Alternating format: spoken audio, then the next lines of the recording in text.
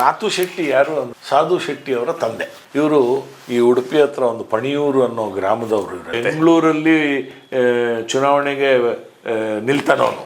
Bengaluru north ಅಲ್ಲಿ ಚುನಾವಣೆಗೆ ನಿಲ್ತಾನೆ ಜಾಫರ್ ಶರೀಫ್ ಅವ್ರ ಮೇಲೆ. ಓಸಿ ಅಂದ್ರೆ ಅದು ಮಟ್ಕ, ಓಪನ್ ಕ್ಲೋಸ್ ಅಂತ. ಅವನು ಅಲ್ಲಿ ಕೂತ್ಕೊಂಡು ಒಂದು ಅದರೊಳಗೆ ನಂಬಿಕಸ್ತರು ಎಲ್ಲರೂ. ಅವನೊಂದು ನಂಬರ್ ಓಪನ್ ಮಾಡ್ತಾನೆ. ಈಗ ಹಿಂದಿನ ದಿವಸ ಎಲ್ಲರೂ ಬೆಟ್ಟಿಂಗ್ ಕಟ್ತಾರೆ. ಈ ಓಪನ್ ನಂಬರ್ 2 ಅಂತ ಕಟ್ತಾರೆ. ಅವನ ನಂಬರ್ ಹೇಳೋದು ಅವನು ನಿಯತ್ತಾಗಿ ನಡೀತಾ ಇತ್ತು. ಅಂದ್ರೆ ಹಲ್ಕಾ ಕೆಲಸದಲ್ಲೂ ಅದು ನಿಯತ್. ಆ ಸ್ಮಗ್ಲಿಂಗ್ ತಂಡದಲ್ಲಿ ಎಲ್ಲ ಗಲಾಟೆಗಳೆಲ್ಲ ಶುರುವಾಗಿ ತಂಡಗಳೆಲ್ಲ ಬೆಳೆದು ಕರೀಂ ಲಾಲಾ ಅಂತೇಳಿ ಉಟ್ಕೊಂತಾನೆ, ದಾವೂದ್ ಇಬ್ರಾಹಿಂ ಉಟ್ಕೊಂತಾನೆ. ಇವನು ಇಡೀ ಶಿವಸೇನೆ ಅದಕ್ಕೆ ಬೆಂಬಲವಾಗಿ ನಿಂಗಿವಾಲಂಕು ಹಟಾವ್ ಅಂತ ಹೇಳಿ ಒಂದು ಘೋಷಣೆಯಲ್ಲಿ ದಕ್ಷಿಣ ಕನ್ನಡದ ಮೂಲದ ಹೋಟೆಲ್ ಮಾಲೀಕರು ಹೋಟೆಲ್ಗಳನ್ನು ಮುಚ್ಚಿ ಕರ್ನಾಟಕಕ್ಕೆ ವಾಪಸ್ ಬರ್ತಾರೆ. ಈ ಹಾಜಿ ಮಸ್ತಾನು ಪೋರ್ಟಲ್ಲಿ ಪೋರ್ಟರ್ ಆಗಿ ಕೆಲಸ ಮಾಡ್ತಾ ಇದ್ದ.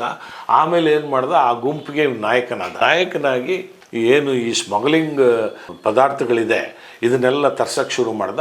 ಮೊದಲಿಗೆ ಪ್ರಾರಂಭ ಆಗಿ ನಾನು ಹೇಳಿದ್ನಲ್ಲ, ಬಟ್ಟೆಯಿಂದ ಪ್ರಾರಂಭ ಆಗಿದ್ದು ಚಿನ್ನ ಬೆಳ್ಳಿವರೆಗೂ ಬಂತು. ಆಮೇಲೆ ಚಿನ್ನ ಸಾಗಾಣಿಕೆ ಇದೆಲ್ಲ ಸ್ವಲ್ಪ ಕಟ್ನಿಟ್ ಮಾಡಿದಾಗ ದುಬೈಯಿಂದ ನೇರವಾಗಿ ಸ್ಪೀಡ್ ಬೋಟಲ್ಲಿ ಆ ಕಡೆ ಮಧ್ಯಪ್ರಾಚ್ಯ ಅಂತ ಏನು ಹೇಳ್ತೀವಿ, ಅಲ್ಲಿಂದ ಮಿಡ್ಲ್ ಈಸ್ಟಿಂದ ಬರಬೇಕಾದ್ರೆ ಅದು ನೇರವಾಗಿ ಈ ಗುಜರಾತ್ನ ಯಾವುದಾದ್ರೂ ಒಂದು ಹಳ್ಳಿಯಲ್ಲಿ, ಈ ಸಮುದ್ರ ತೀರದ ಹಳ್ಳಿಯಲ್ಲಿ ಬಂದು ಡಂಪ್ ಮಾಡಿ ಬಿಸಾಕ್ಬಿಟ್ಟು ಹೋಗೋರು. ಆಮೇಲೆ ಇವರಿಂದ ಅದನ್ನು ಬೇರೆ ಬೇರೆ ಜಾಗಗಳಿಗೆ ಕಳಿಸೋ. ಬೇರೆ ಬೇರೆ ಜಾಗಕ್ಕೆ ಕಳ್ಸೋಕ್ಕೆ ಇದ್ದಂಥ ತಂಡ ಕೇರಳದಾಗಿರೋದು ಇಲ್ಲ ತಮಿಳ್ನಾಡದಾಗಿರೋದು. ಆಮೇಲೆ ಕರ್ನಾಟಕದವರು ಇದರೊಳಗೆಲ್ಲ ಭಾಗಿಯಾಗ್ತಾ ಇದ್ರು. ಹಾಜಿ ಮಸ್ತಾನು ಆಗಿನ ಕಾಲದಲ್ಲಿ ವರದರಾಜ್ ಮೊದಲಿಯಾರ್. ಈ ವರದರಾಜ್ ಮೊದಲಿಯಾರು ತಮಿಳ್ನಾಡು. ಈ ವರದರಾಜ್ ಮೊದಲಿಯಾರು ಸಣ್ಣ ಪುಟ್ಟ ಕೂಲಿ ಕೆಲಸ ಮಾಡ್ಕೊಂಡಿದ್ದಂಥವನು. ಅವನು ಧಾರಾವಿ ಕೊಳಚೆ ಪ್ರದೇಶದಲ್ಲಿ ಬಹಳ ಪ್ರಮುಖವಾಗಿ ಬೆಳೆದಂಥ ವ್ಯಕ್ತಿ. ಈ ಯಾವಾಗ ಧಾರಾವಿ, ಮಾತುಂಗ ಇಲ್ಲೆಲ್ಲ ದೊಡ್ಡ ದೊಡ್ಡ ಕೊಳಚೆ ಪ್ರದೇಶಗಳಿತ್ತು. ಧಾರಾವಿ ಏಷ್ಯಾದ ಅತಿ ದೊಡ್ಡ ಕೊಳಚೆ ಪ್ರದೇಶ, ಸ್ಲಮ್. ಅಲ್ಲಿ ಇವನು ಪ್ರಭಾವ ಹೆಂಗಿತ್ತು, ವರದರಾಜ್ ಮೊದಲಿಯಾರಿಗೆ ಮುಂಬೈ ಪ್ರವೇಶ ಕೊಟ್ಟಿದ್ದೆ ಹಾಜಿ ಮಸ್ತಾನ್ ಬೆಂಬಲವಾಗಿ ಒಬ್ಬ ಬೇಕಾಗಿತ್ತು ಅವನಿಗೆ.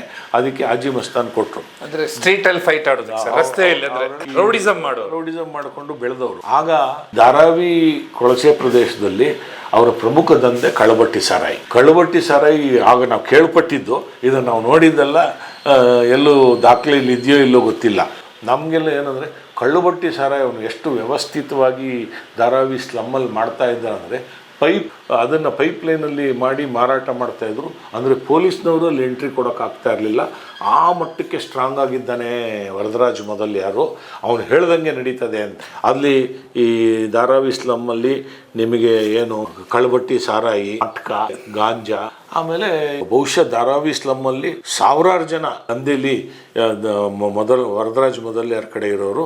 ಅವರು ಬಹುತೇಕರು ತಮಿಳರಾಗಿದ್ದರು. ಹಾಜಿ ಮಸ್ತಾನು ತಮಿಳ್ನವನೇ ಆಗಿದ್ದರಿಂದ, ತಮಿಳ್ನಾಡಿನ ಒಬ್ಬ ಮುಸ್ಲಿಂ ಆಗಿ ರಾಮನಾಥ್ಪುರದವನು ಅಲ್ಲಿದ್ದರಿಂದ ಈ ತಮಿಳರ ಸಂಪೂರ್ಣ ಬೆಂಬಲ ವರದರಾಜ್ ಮೊದಲಿಯಾರ್ಗೆ ಇದ್ದಿದ್ದರಿಂದ ಹಾಜಿ ಮಸ್ತಾನು ವರದರಾಜ್ ಮೊದಲಿಯಾರು ಒಂದಾಗಿ ಆಗ ಕಾಲಘಟ್ಟದಲ್ಲಿ ಏನಾಗುತ್ತೆ, ಬಾಂಗ್ಲಾ ಯುದ್ಧ ನಡಿಬೇಕಾದ್ರೆ ಬರ್ಮಾ ಗಡಿ ಪ್ರದೇಶದಲ್ಲಿ ಅತಿ ಹೆಚ್ಚು ತಮಿಳ್ನವರು ವಾಸ ಮಾಡ್ತಾ ಇರ್ತಾರೆ. ಅವರು ಯಾವ ಕಾಲದಲ್ಲಿ, ಬ್ರಿಟಿಷರ ಕಾಲದಲ್ಲಿ ಹೋಗಿರ್ಬೋದು. ಯಾಕೆಂದ್ರೆ ಬ್ರಿಟಿಷರು ಎಲ್ಲ ಪ್ರಪಂಚದ ಮೂಲೆಗಳಲ್ಲಿ, ಈಗ ವೆಸ್ಟ್ ಇಂಡೀಸ್ ಇರ್ಬೋದು, ಮಲೇಷ್ಯಾ ಇರ್ಬೋದು, ಸಿಂಗಾಪುರ್ ಇರ್ಬೋದು, ಜಿಂಬಾಬ್ವೆ ಇರ್ಬೋದು, ಇಲ್ಲೆಲ್ಲ ಬೇರೆ ಬೇರೆ ಏಷ್ಯಾ ದೇಶಗಳ ಕಾಡು ಮೇಡುಗಳಲ್ಲಿ ವಾಸ ಮಾಡ್ತಾ ಇರೋ ಜನಗಳನ್ನ ತಗೊಂಡು ಅಲ್ಲಿ ಗುಲಾಮಗಿರಿಗೆ ಮಾಡಿ ಅಲ್ಲಿ ಇವರು ಬೆಳೆ ಬೇಯಿಸ್ಕೊತಾ ಇದ್ದಂಥವ್ರು ಬ್ರಿಟಿಷರು. ವೆಸ್ಟ್ ಇಂಡೀಸಲ್ಲಿ ಭಾರತೀಯ ಮೂಲದ ಜನರಿದ್ದಾರೆ, ಜಿಂಬಾಬ್ವೆಲಿದ್ದಾರೆ, ಸಿಂಗಾಪುರಲ್ಲಿದ್ದಾರೆ, ಮಲೇಷ್ಯಾದಲ್ಲಿದ್ದಾರೆ, ಆಫ್ರಿಕಾದ ದೇಶ ಸೆಂಟ್ರಲ್ ಆಫ್ರಿಕಾದಲ್ಲಿ ಅತಿ ಹೆಚ್ಚಿದ್ದಾರೆ. ರಬ್ಬರು, ಡಾಂಬರು, ಅಲ್ಲಲ್ಲ, ಈ ತೋಟಗಾರಿಕೆ, ಬೆಟ್ಟ ಗುಡ್ಡಗಳ ಪ್ರದೇಶಗಳಲ್ಲಿ ಕೆಲಸ ಮಾಡ್ಲಿಕ್ಕೆ ಇವರಿಗೆ ತಾಕತ್ತಿದೆ. ಅವರು ಅಲ್ಲಿ ಅಷ್ಟೇ ಮಾಡಲಿಲ್ಲ, ಅವರೆಲ್ಲ ಮಾಡ್ಕೊಂಡು ಬಂದು ಬರ್ಮಾದ ಪ್ರದೇಶದಲ್ಲಿ, ಗಡಿ ಪ್ರದೇಶದಲ್ಲಿ ವಾಸ ಮಾಡ್ತಾ ಇದ್ದಂಥ ತಮಿಳರು, ಬರ್ಮಾದ ತಮಿಳರು ಅವರು ಅಲ್ಲಿ ಜನಾಂಗೀಯ ದಂಗೆ ಆದಾಗ ಅವರು ವಲಸೆ ಬರೋರು ಬಹುತೇಕರು ಮುಂಬೈಯಲ್ಲಿ ಬಂದು ಸೆಟ್ಲ್ ಆಗ್ತಾರೆ. ಟ್ರಾನ್ಸಿಟ್ ಕ್ಯಾಂಪ್ ಅಂತ ಮಾಡಿರ್ತಾರೆ. ಆಗ ಶ್ರೀಮತಿ ಇಂದಿರಾ ಗಾಂಧಿ ಅವ್ರ ಕಾಲದಲ್ಲಿ ಟ್ರಾನ್ಸಿಟ್ ಕ್ಯಾಂಪ್, ಈ ಬಾಂಗ್ಲಾದೇಶದವರು ಟ್ರಾನ್ಸಿಟ್ ಕ್ಯಾಂಪಲ್ಲಿ ಏನಿರ್ತಾರೆ, ಇವರುಗಳು ಈ ದಂಧೆಗಳಲ್ಲಿ ತೊಡಕೊಂತಾರೆ. ಆಮೇಲೆ ಅತಿ ಹೆಚ್ಚು ಟ್ಯಾಕ್ಸಿ ಡ್ರೈವರ್ಗಳು ಅವರೇ ಇರ್ತಾರೆ. ಕೆಲಸಗಳನ್ನು ಮಾಡಿಕೊಂಡು ಇರ್ತಾರೆ. ಅವ್ರಿಗೆ ಈ ಸ್ಲಮ್ ಪ್ರದೇಶದಲ್ಲಿ ಇರುವಂಥ ತಮಿಳರು ಭಾಳ ಹತ್ರ ಆಗ್ತಾರೆ. ಇದು ವರದರಾಜ್ ಮೊದಲಿಯಾರು ಬೆಳಿಲಿಕ್ಕೆ ಆಗ್ತದೆ.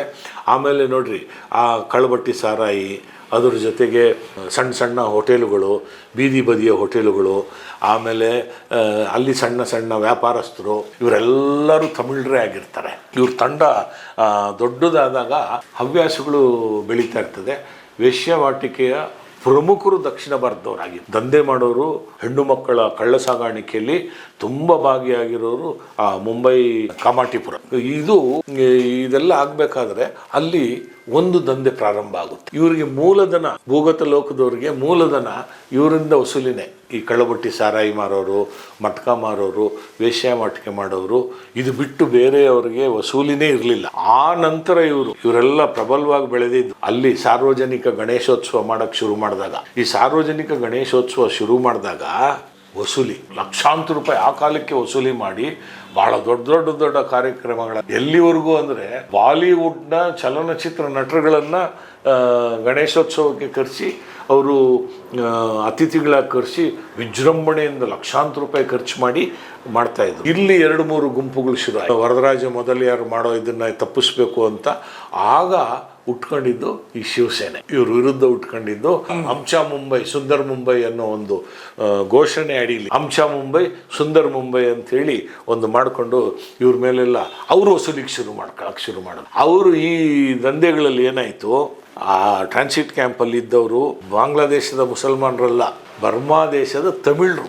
ಇವರು ಎಲ್ಲ ಆದಮೇಲೆ ಅಲ್ಲಿ ಒಂದು ದಂಧೆ ಪ್ರಾರಂಭ, ಮಟ್ಕ, ಓಸಿ ಮಟ್ಕ. ರತನ್ ಲಾಲ್ ಖತ್ರಿ ಅಂದ್ಬಿಟ್ಟು ಅವನು ಬಹುಶಃ ಪಂಜಾಬ್ನವನು ಇರಬೇಕು ಅಂತ ಕಾಣುತ್ತೆ. ಅವನು ಮಟ್ಕ ದಂಧೆಯನ್ನು ಮಾಡ್ತಾನೆ.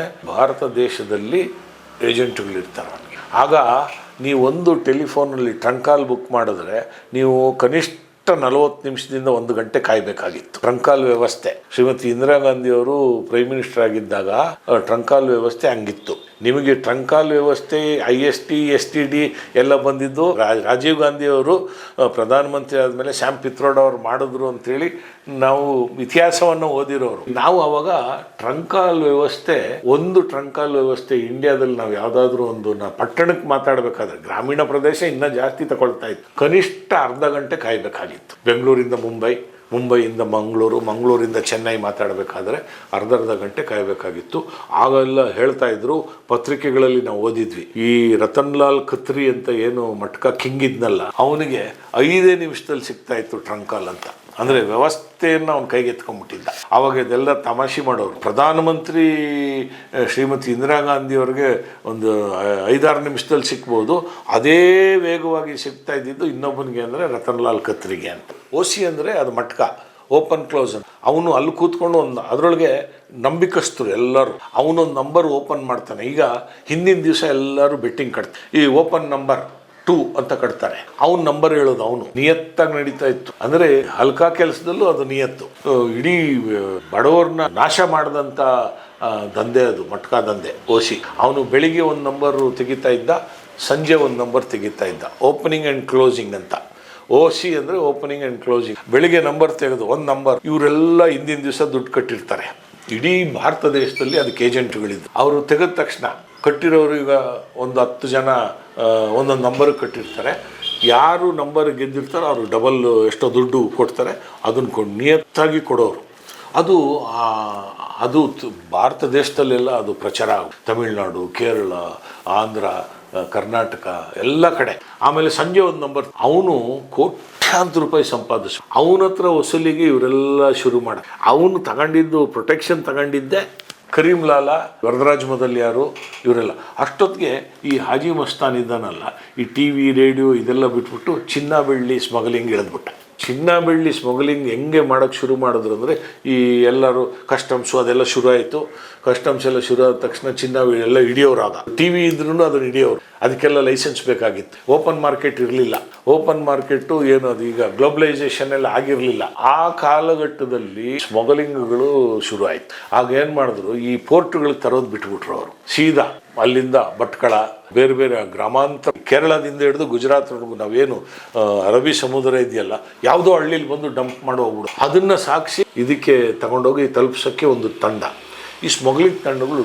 ಆ ಸ್ಮಗ್ಲಿಂಗ್ ತಂಡದಲ್ಲಿ ಎಲ್ಲ ಗಲಾಟೆಗಳೆಲ್ಲ ಶುರುವಾಗಿ ತಂಡಗಳೆಲ್ಲ ಬರೆದು ಕರೀಂ ಲಾಲಾ ಅಂತೇಳಿ ಉಟ್ಕೊತಾನೆ, ದಾವೂದ್ ಇಬ್ರಾಹಿಂ ಉಟ್ಕೊತಾನೆ, ಆಮೇಲೆ ಈ ಸಣ್ಣ ಪುಟ್ಟ ಸ್ಟ್ರೀಟ್ ಫೈಟರ್ಸು, ಈ ಬ್ಲ್ಯಾಕ್ ಟಿಕೆಟ್ ಮಾರ್ಕ್ತಾ ಇದ್ದವರು, ದಂಧೆ ಮಾಡ್ತಾ ಇದ್ದವರೆಲ್ಲ ರೌಡಿಗಳು ಅದಕ್ಕೆ ಶಿಫ್ಟ್ ಆಗ್ತಾರೆ, ದುಡ್ಡು ಜಾಸ್ತಿ ಇದೆ ಅಂತ. ಆಮೇಲೆ ಇದು ಒಂದು ಕಾಲಘಟ್ಟದ ಇದು. ಅದರೊಳಗೆ ಹಾಜಿ ಮಸ್ತಾನು ದೊಡ್ಡ ಶ್ರೀಮಂತನಾಗಿ ಬೆಳೀತಾನೆ. ಅವನಿಗೆ ಸಪೋರ್ಟ್ ಆಗಿ ವರದರಾಜ್ ಮೊದಲಿಯಾರ್ ನಿಂತ್ಕೊಳ್ತಾನೆ.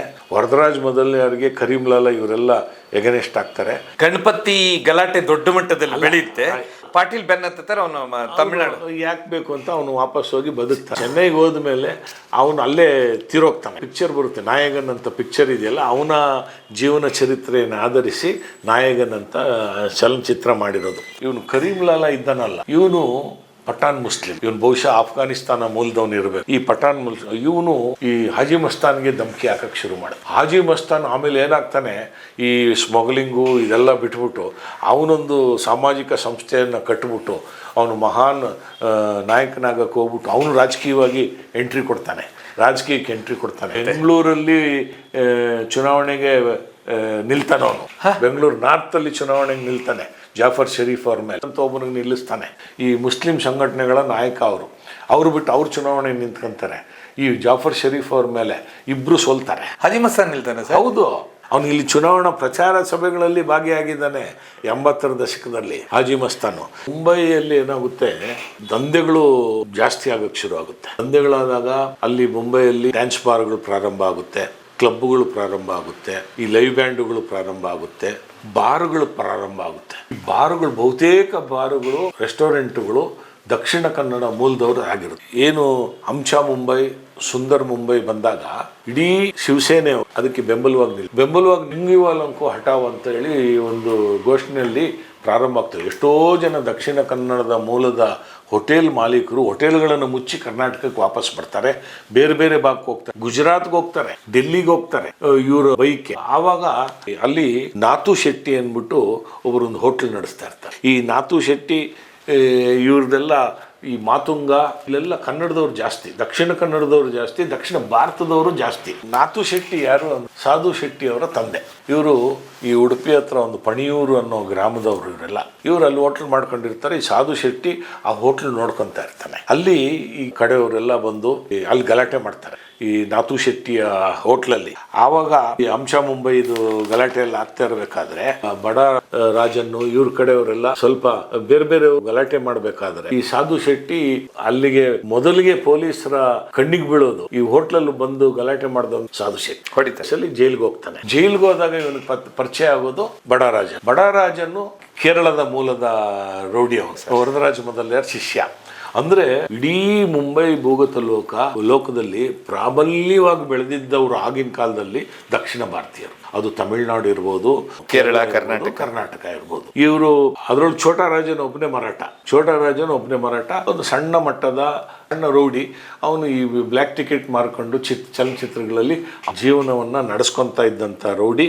ಅವನು ಈ ಬಡರಾಜನ್ನ ಕಾಂಟ್ಯಾಕ್ಟಿಗೆ ಬಂದಾಗ ಜೈಲಿನಲ್ಲಿ ಅವನು ರೌಡಿಯಾಗಿ ಎಮರ್ಜ್ ಆಗ್ತಾನೆ. ಈ ರೌಡಿಯಾಗಿ ಎಮರ್ಜ್ ಆದಾಗ ಈ ವರದರಾಜನ್ ಮೊದಲಿಯಾರು ಇವರೆಲ್ಲ ಈ ದಾದರ್ರು ಇಂಥ ಕಡೆ ಎಲ್ಲ ದೊಡ್ಡ ಮಟ್ಟದ ಗಣೇಶೋತ್ಸವ ಮಾಡ್ತಾ ಇರ್ತಾರೆ. ಈ ಗಣೇಶೋತ್ಸವ ಮಾಡ್ತಾ ಇರಬೇಕಾದ್ರೆ ಅದು ಗಣೇಶೋತ್ಸವದ ವಿಜೃಂಭಣೆ ಹಿಂದ್ಗಡೆ ವಸೂಲಿ ದಂಧೆ ಇರುತ್ತೆ. ಎಲ್ಲರನ್ನು ಬೆದರಿಸಿ ವಸೂಲಿ ಮಾಡೋದು. ಆಮೇಲೆ ಯಾರಿಗೂ ಅವರು ಕೇರ್ ಮಾಡ್ತಾ ಇರಲ್ಲ. ಬಹುಶಃ ಆ ಸ್ಥಳೀಯ ರಾಜಕಾರಣಿಗಳ ಬೆಂಬಲ ಅವ್ರಿಗಿರೋದು. ಯಾಕೆಂದರೆ ಇಡೀ ಧಾರಾವಿ, ಮಾತುಂಗ, ದಾದರ್ರು, ಶಿಯಾನ್ ಇದೆಲ್ಲ ಇದ್ದಂಥ ದಕ್ಷಿಣ ಭಾರತ ಮೂಲದವರು ಇವ್ರ ಅಂಡರಲ್ಲೇ ಇದ್ರು ಎಲ್ಲರೂ. ಅಲ್ಲ, ಅಲ್ಲಿ ದಕ್ಷಿಣ ಭಾರತದವರು ಕಾರ್ಪೊರೇಟರ್ಗಳು ಭಾಳ ಜನ ಆಗಿದ್ದಾರೆ ಇವರೆಲ್ಲ. ಆಗ ಅಲ್ಲಿಗೆ ಆ ಪ್ರದೇಶಕ್ಕೆ ಒಬ್ಬ ಇನ್ಸ್ಪೆಕ್ಟರ್ ಬರ್ತಾರೆ.